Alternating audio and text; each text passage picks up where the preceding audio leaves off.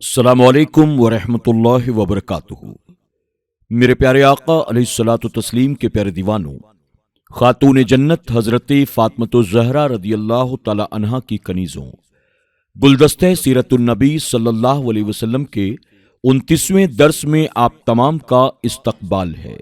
کل کے درس میں ہم نے انبیاء علیہ السلام کے علم غیب کے تعلق سے، ساتھ ہی انبیاء کی فضیلت، انبیاء کی تعداد، انبیاء کے درجات، انبیاء کی حیات کے تعلق سے بہت ساری باتیں سماعت کی، اور اسی کے ساتھ ہم نے اللہ کے پیارے محبوب صلی اللہ علیہ وسلم کی خصوصیات اور آپ کے کمالات کے تعلق سے بھی سماعت کیا۔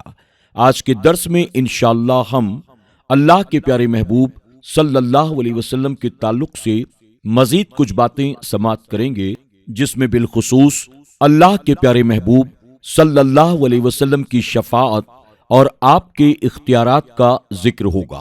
آپ تمام سے گزارش ہے شروع سے لے کر آخر تک اس درس کو ضرور سنیں اور اپنے دوست احباب کے ساتھ شیئر کرنا نہ بھولیں۔ آئیے درس کا آغاز حسب معمول اللہ کے پیارے محبوب صلی اللہ علیہ وسلم کے درود و سلام سے کرتے ہیں۔ آپ تمام سے گزارش ہے کہ آپ بھی میرے ساتھ مل کر درود شریف پڑھنے کی کوشش کریں۔ الصلاۃ والسلام علیک یا رسول اللہ، الصلاۃ والسلام علیک یا حبیب اللہ، الصلاۃ والسلام علیک یا نبی اللہ، وعلی آلک واصحابک یا نور اللہ صلی اللہ تعالی علیہ وسلم۔ حضور صلی اللہ علیہ وسلم کی شفاعت۔ قیامت کے دن مرتبہ شفاعت کبریٰ حضور اکرم صلی اللہ علیہ وسلم کے خصائص سے ہے کہ جب تک حضور صلی اللہ علیہ وسلم فتح باب شفاعت نہ فرمائیں گے، کسی کی مجال شفاعت نہ ہوگی، بلکہ حقیقتاً جتنے شفاعت کرنے والے ہیں حضور صلی اللہ علیہ وسلم کے دربار میں شفاعت لائیں گے، اور اللہ تبارک و تعالیٰ کے حضور مخلوقات میں صرف حضور شفیع ہیں، اور یہ شفاعت کبریٰ مومن، کافر، مطیع، عاصی سب کے لیے ہے کہ وہ انتظار حساب جو سخت جاں ہوگا، جس کے لیے لوگ تمنائیں کریں کہ کاش جہنم میں پھینک دیے جاتے اور اس انتظار سے نجات پاتے، اس بلا سے چھٹکارا کفار کو بھی حضور کی بدولت ملے گا، جس پر اولین و آخرین، موافقین و مخالفین، مومنین و کافرین سب حضور صلی اللہ علیہ وسلم کی حمد کریں گے۔ اسی کا نام مقام محمود ہے۔ یہ بات ذہن نشین ہو کہ منصب شفاعت حضور صلی اللہ علیہ وسلم کو دیا جا چکا ہے۔ آپ خود ہی ارشاد فرماتے ہیں، اعطیت الشفاعت، مجھے مرتبہ شفاعت عطا کیا جا چکا ہے۔ حضور صلی اللہ علیہ وسلم کا اختیار۔ حضور اقدس صلی اللہ علیہ وسلم اللہ تبارک و تعالیٰ کے نائب مطلق ہیں۔ تمام جہان حضور صلی اللہ علیہ وسلم کے تحت تصرف کر دیا گیا ہے۔ جو چاہیں کریں، جسے جو چاہیں دیں، جس سے جو چاہیں واپس لے لیں۔ تمام جہان میں ان کے حکم کا پھیرنے والا کوئی نہیں، تمام جہان ان کا محکوم ہے، اور وہ اپنے رب کے سوا کسی کے محکوم نہیں۔ تمام آدمیوں کے مالک ہیں، جو انہیں اپنا مالک نہ مانے حلاوت ایمان سے محروم ہے۔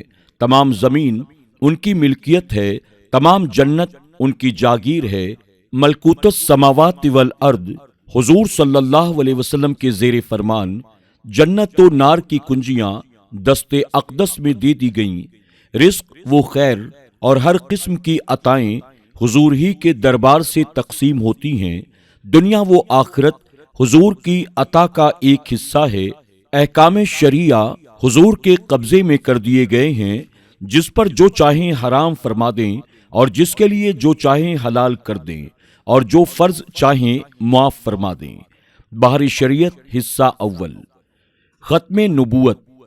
اللہ تبارک و تعالیٰ نے قرآن مقدس میں ارشاد فرمایا، ما كان محمد أبا أحد من رجالكم ولكن رسول الله وخاتم النبيين وكان الله بكل شيء عليما۔ محمد تمہارے مردوں میں سے کسی کے باپ نہیں، ہاں اللہ کے رسول اور سب نبیوں میں پچھلے، اور اللہ سب کچھ جانتا ہے۔ سورہ احزاب آیت نمبر 40۔ اس آیت میں اللہ تبارک و تعالیٰ نے اپنے محبوب مکرم صلی اللہ علیہ وسلم کا اسم گرامی لے کر فرمایا کہ محمد فدا ہو ابی و امی، اللہ تعالیٰ کے رسول ہیں اور خاتم النبیین ہیں، یعنی انبیاء کے سلسلے کو ختم کرنے والے ہیں۔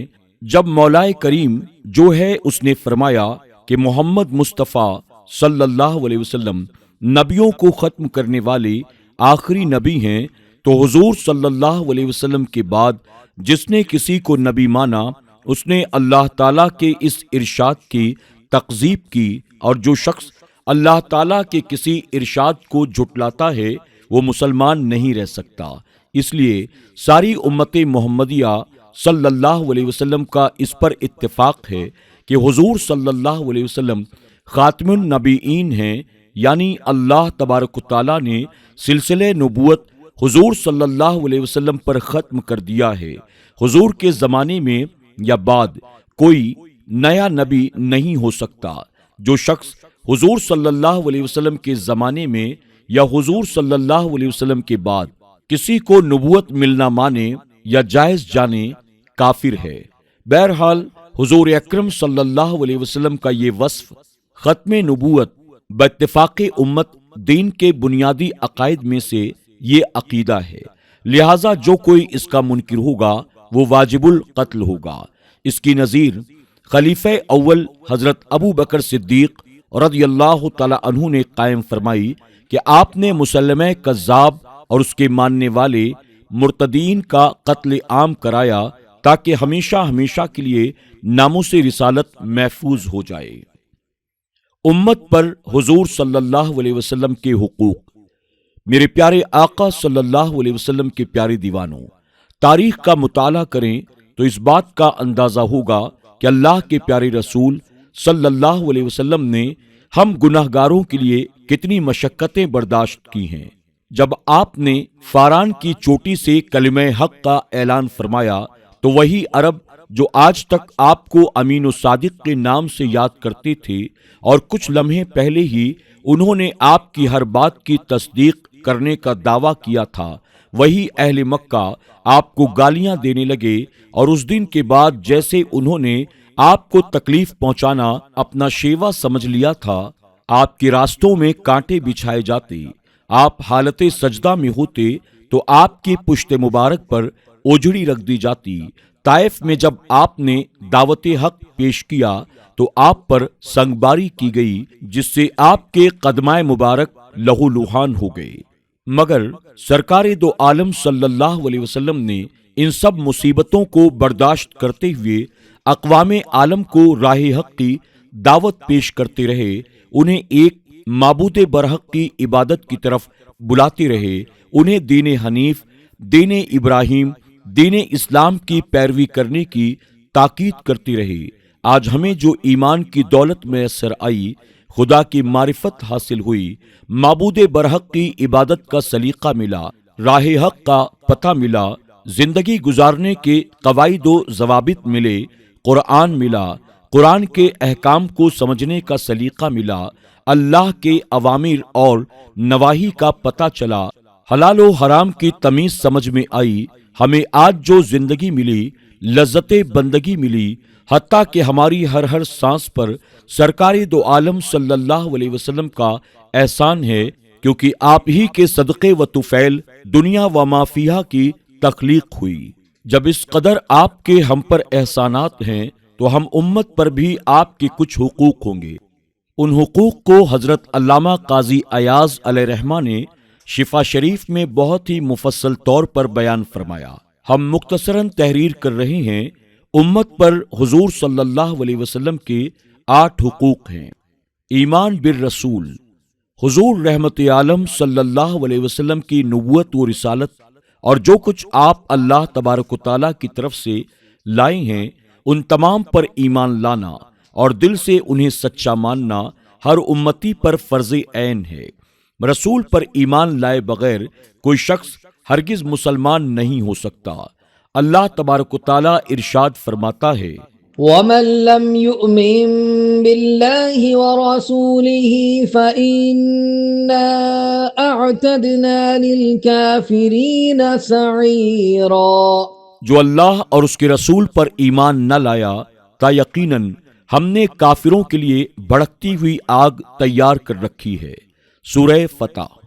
اس آیت میں مکمل طور پر وضاحت ہے کہ جو لوگ رسول کی رسالت پر ایمان نہیں لائیں گے وہ اگرچہ پوری زندگی خدا کی توحید کا اقرار کرتے رہیں مگر وہ کافر اور جہنمی ہی رہیں گے، اس لیے کہ بغیر ایمان بالرسالت کے ایمان بالتوحید معتبر ہی نہیں۔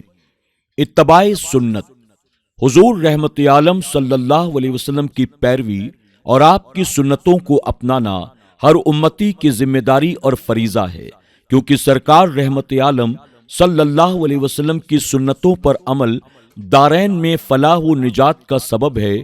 اللہ تعالیٰ نے ارشاد فرمایا، قل إن كنتم تحبون الله فاتبعوني يحببكم الله ويغفر لكم ذنوبكم والله غفور رحيم۔ اے محبوب تم فرما دو کہ لوگوں اگر تم اللہ کو دوست رکھتے ہو تو میرے فرما بردار ہو جاؤ، اللہ تمہیں دوست رکھے گا اور تمہارے گناہ بخش دے گا اور اللہ بخشنے والا مہربان ہے۔ سورہ آل عمران آیت نمبر 31۔ اس آیت میں سرکار دو عالم صلی اللہ علیہ وسلم کی اتباع و پیروی کو محبت خداوندی کی دلیل قرار دی گئی ہے۔ گویا اتباع رسول کے بغیر اگر کوئی شخص محبت خدا کا دعویٰ کرے تو اپنے دعوے میں جھوٹا ہے۔ اسی طرح دوسرے مقام پر فرمایا گیا، لقد كان لكم في رسول الله أسوة حسنة لمن كان يرجو الله واليوم الآخر۔ بے شک تمہیں رسول اللہ کی پیروی بہتر ہے اس کے لیے کہ اللہ اور پچھلے دن کی امید رکھتا ہو۔ سورہ احزاب آیت نمبر 21۔ مذکورہ آیت میں سنت رسول صلی اللہ علیہ وسلم پر عمل کرنے کو ان لوگوں کے لیے بہترین راہ بتائی گئی ہے جو اللہ کی بارگاہ کا قرب چاہتے ہیں اور آخرت کے دن کامیابی چاہتے ہیں۔ چنانچہ تاریخ شاہد ہے کہ جو لوگ جس قدر سنت رسول کے پابند رہے وہ لوگ دنیا و آخرت میں اسی قدر کامیاب و کامران رہے۔ صدیق اکبر رضی اللہ تعالی عنہ کو کون نہیں جانتا؟ آپ جیسا کامیاب و کامران انسان مل ہی نہیں سکتا۔ آپ کو یہ کامیابی و کامرانی فقط اتباع سنت رسول کی بنیاد پر میسر آئی۔ آپ اس قدر سنت رسول کی پیروی کیا کرتے تھے کہ آپ کی زندگی کا ہر لمحہ محبوب کی اداؤں کے سانچے میں ڈھلا ہوا ہوتا۔ آپ کی اتباع سنت کی ایک مثال جو بخاری شریف میں مذکور ہے ملاحظہ کریں اور اندازہ لگائیں کہ آپ کس قدر متبع سنت تھے۔ صدیق اکبر رضی اللہ تعالی عنہ نے اپنی وفات سے صرف چند گھنٹے پہلے ام المومنین حضرت عائشہ صدیقہ رضی اللہ تعالی عنہا سے دریافت کیا کہ رسول اللہ صلی اللہ علیہ وسلم کے کفن مبارک میں کتنے کپڑے تھے اور آپ کی وفات کس دن ہوئی۔ اس سوال کی وجہ یہ تھی کہ آپ کی یہ انتہائی تمنا تھی کہ زندگی کے تمام لمحات اور تمام معاملات میں نے حضور اکرم صلی اللہ علیہ وسلم کی مبارک سنتوں کی مکمل طور پر اتباع کی ہے۔ مرنے کے بعد کفن اور وفات کے دن بھی مجھے آپ کی اتباع سنت نصیب ہو جائے۔ میرے پیارے آقا علیہ الصلوۃ والتسلیم کے پیارے دیوانوں، خاتون جنت حضرت فاطمہ الزہرا رضی اللہ تعالی عنہا کی کنیزوں، آج کے درس میں بس اتنا ہی۔ آپ تمام سے گزارش ہے کہ اس درس کو آپ خود بھی سنیں اور اپنے دوست احباب کے ساتھ شیئر کرنا نہ بھولیں۔ ساتھ ہی حضور اکرم صلی اللہ علیہ وسلم کی جن سنتوں کے تعلق سے ہم یہاں سن رہے ہیں ان سنتوں پر خود ضرور بے ضرور عمل پیرا ہونے کی کوشش کریں۔ اللہ تبارک تعالی ہمیں آپ کو سب کو عمل کی توفیق عطا فرمائے۔ السلام علیکم ورحمۃ اللہ وبرکاتہ۔